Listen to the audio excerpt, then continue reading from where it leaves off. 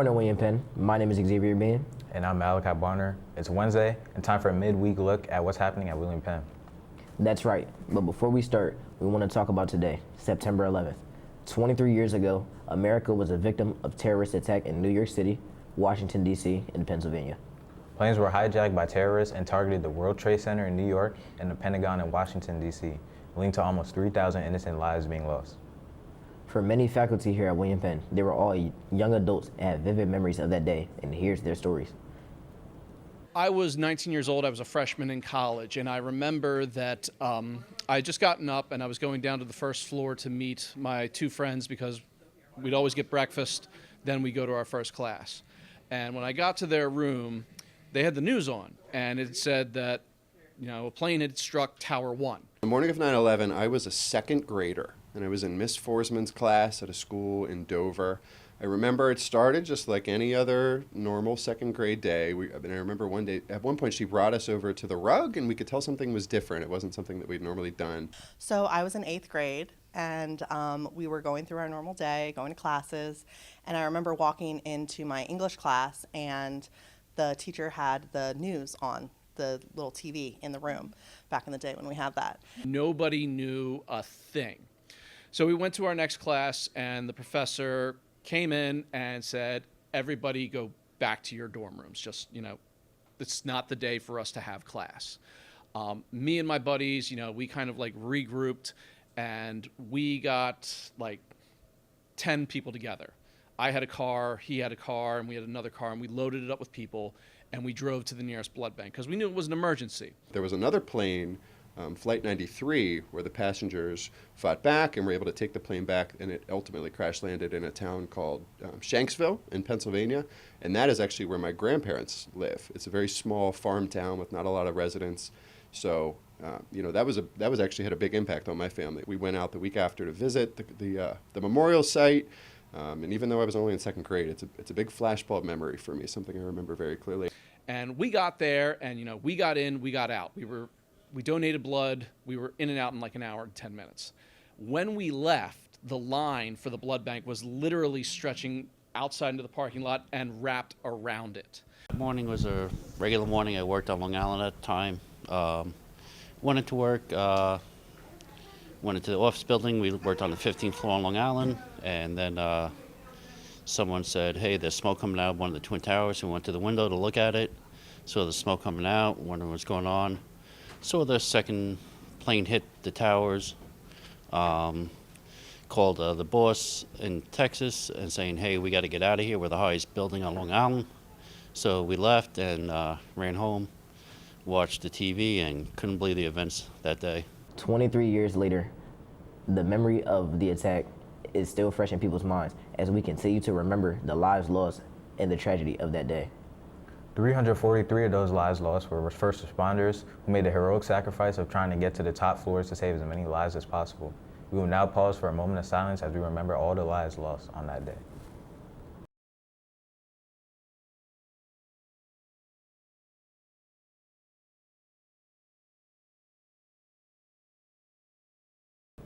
Thank you for that. Switching to the news happening at William Penn, we will begin with another new addition to the school. Ms. Beasley has been hard at work getting the school store up and running.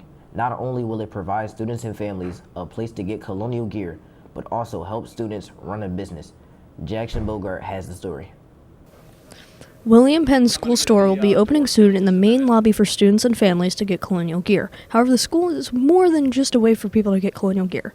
And it's also a learning opportunity for our students so they can see how a business runs from start to finish. And so I've been able to include that into my classroom, so I think it's amazing. One of the biggest things William Penn does for students is provide them with real-world opportunities, and the store is now one of those opportunities. Students will get experience not only working on the register, but also creating apparel that will be on the shelves. Some of the class members have actually volunteered to run the store, and they did it on their own, so I'm excited about that. But I also feel like because we have kids that are involved with designing our shirts and the merchandise, that's going to evolve the rest of the school.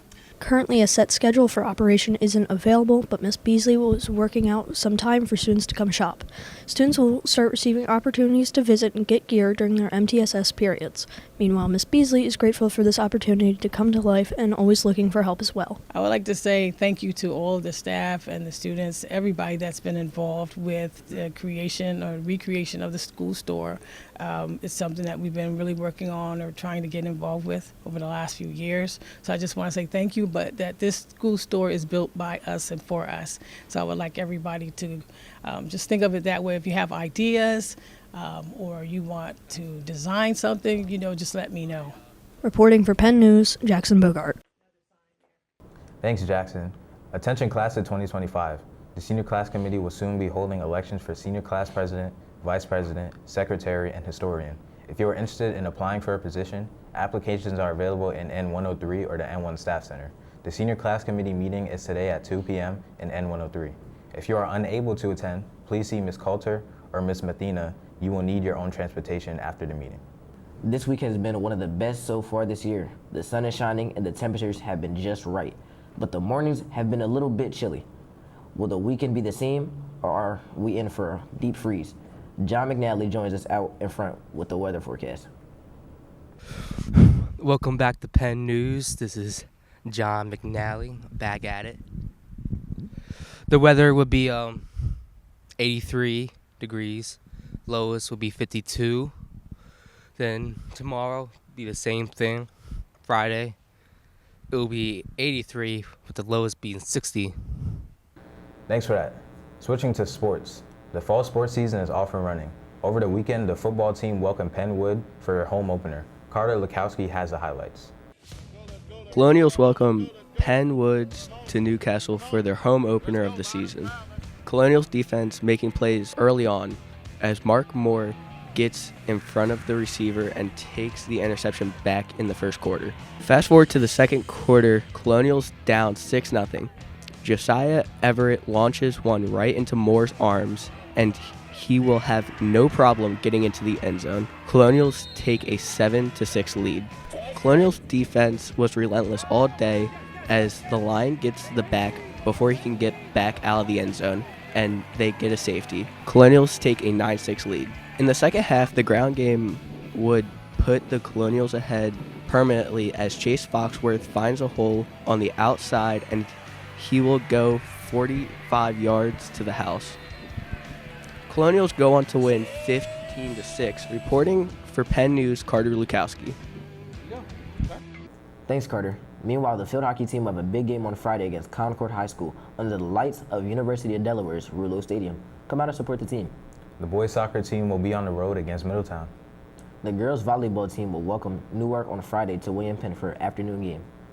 Finally, the unified flag football team is looking for players to sign up. If you're interested, please see Ms. Rosella. The first practice will be on September 16th. Now let's do some shout-outs. I shout out the entire cross-country team. I shout out everyone who helped America get back on its feet after 9/11. Have a great day, Colonials. Go Penn, win!